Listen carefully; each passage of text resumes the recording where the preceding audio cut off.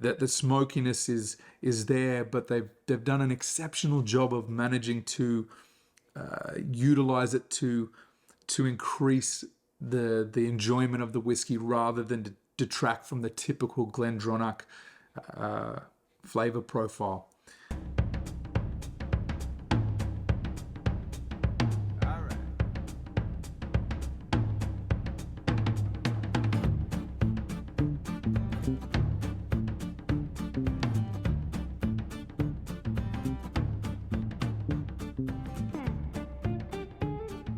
Hey guys, thank you so much for joining me on another tasting and review video for McIntyre's malts.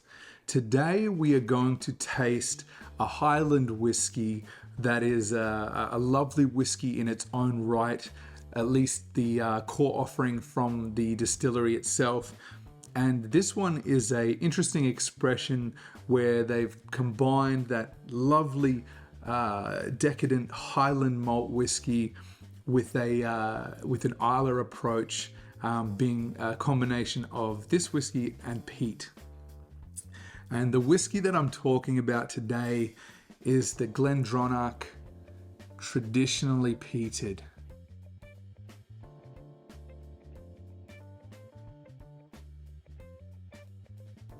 I'm very much a fan of GlenDronach.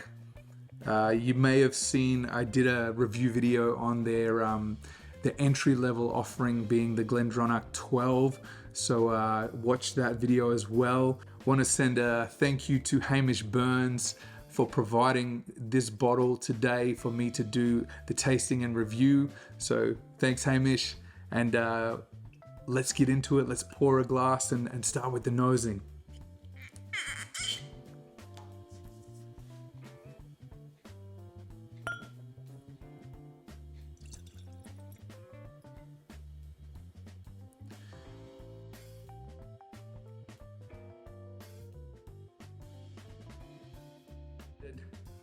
This expression of GlenDronach is 48% ABV, and you can typically find this bottle in Australia $100 to $110 in most outlets.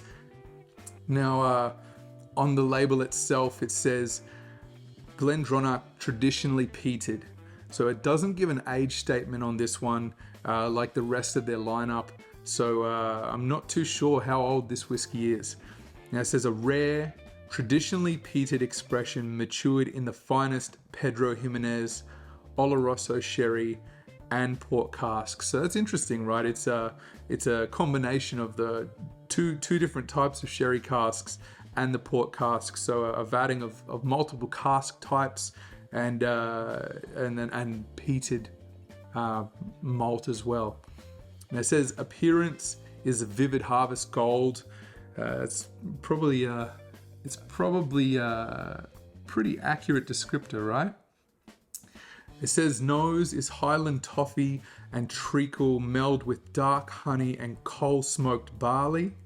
On the palate, sip burnt orange and treacle on a base of cloves and smoked bramble. And on the finish, savour licorice and dark fruit into the lingering, rich, earthy finish. Sounds good, right? So let's nose the whiskey now and see what scents we can detect.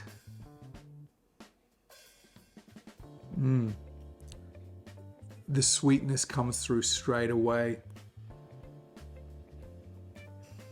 The honey notes are there. The dark fruit notes with that sherry influence. Definitely get the treacle notes. Interestingly, there isn't a scent of peat or smoke on the nose at all with this expression. So I assume it's likely to come through on the palate.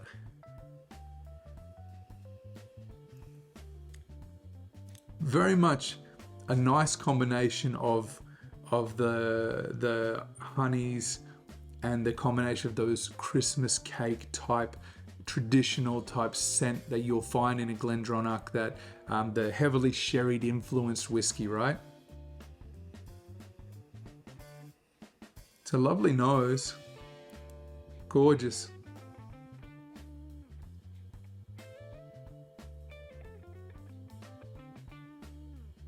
Okay, let's try on the palate now.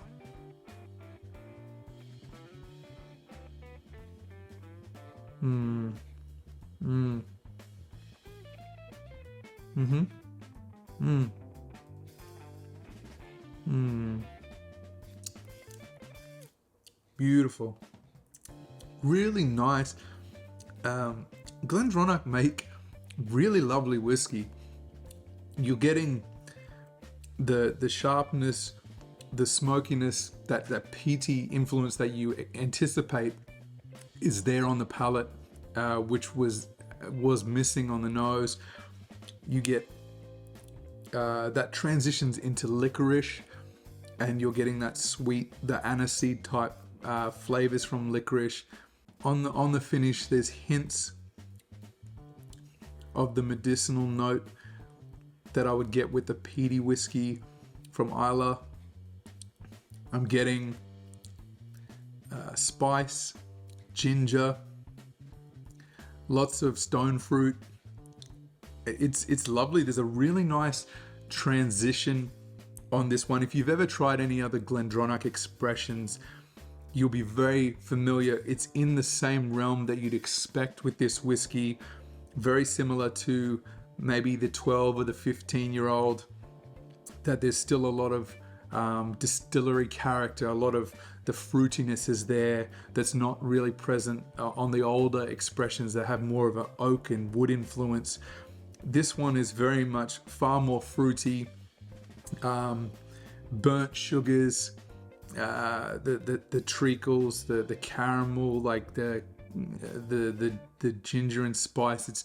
It's very akin to those seasonal Christmas type flavors that you might expect to find in a more rich whiskey. It's a nice mouthfeel. The finish isn't extremely long, but the flavors dance between all these different tastes as it transitions, and it creates a lovely experience in the mouth. When I nose it now, I get more of the spice elements coming through. Again, the treacle and the ginger is very prominent.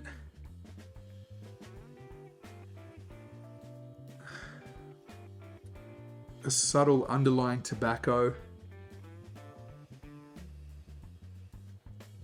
Burnt sugar. It's a very enjoyable whiskey. I really like what GlenDronach does. I think they're reliable. I get a lot of consistency in the bottles that I've purchased. I've probably tried 7 or 8 different GlenDronach expressions, and I haven't been disappointed by any of them.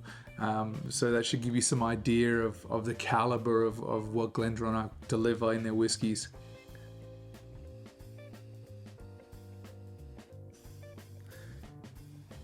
Icing sugar.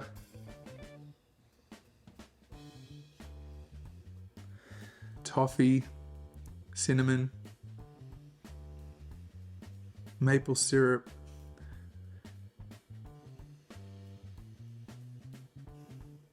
It's a lovely nose on this whiskey.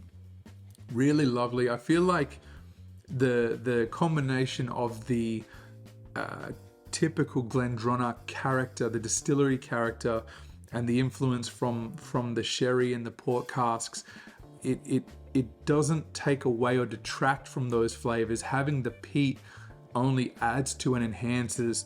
It's a really nice balancing act and contrast. Bringing the peat in was done very well, but it's nowhere near as intense a peat as a Port Charlotte heavily peated or Lagavulin 16.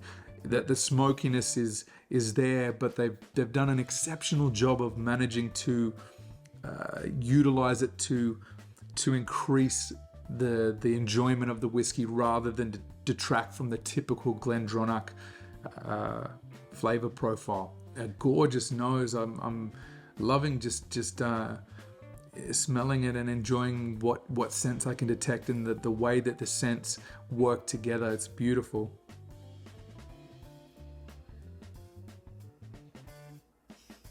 Lovely. Let's try now on the finish and see how the whiskies change with a little bit of air and oxygen and opening up in my glass.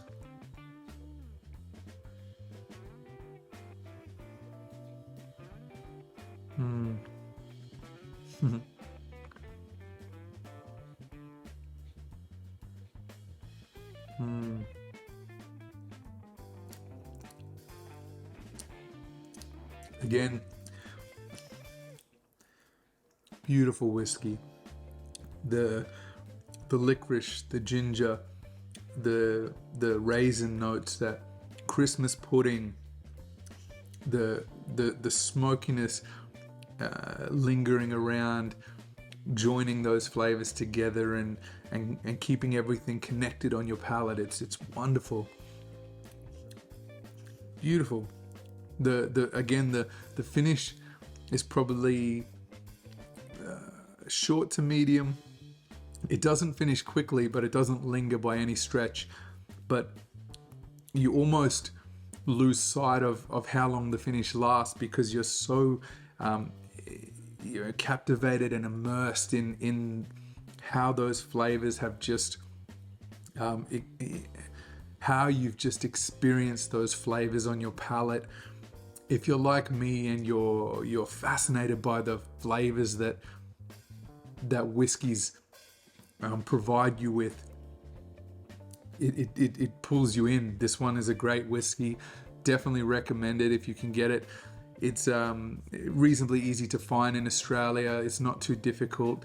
A lot of vendors online sell it as well. So if you're a fan of GlenDronach like I am, and also a fan of Islay whiskies like I am, you can't go wrong with this. It's a lovely expression, and I'm sure that you'll enjoy it. So here's to you guys. Thank you for watching, and I'll catch you on the next one.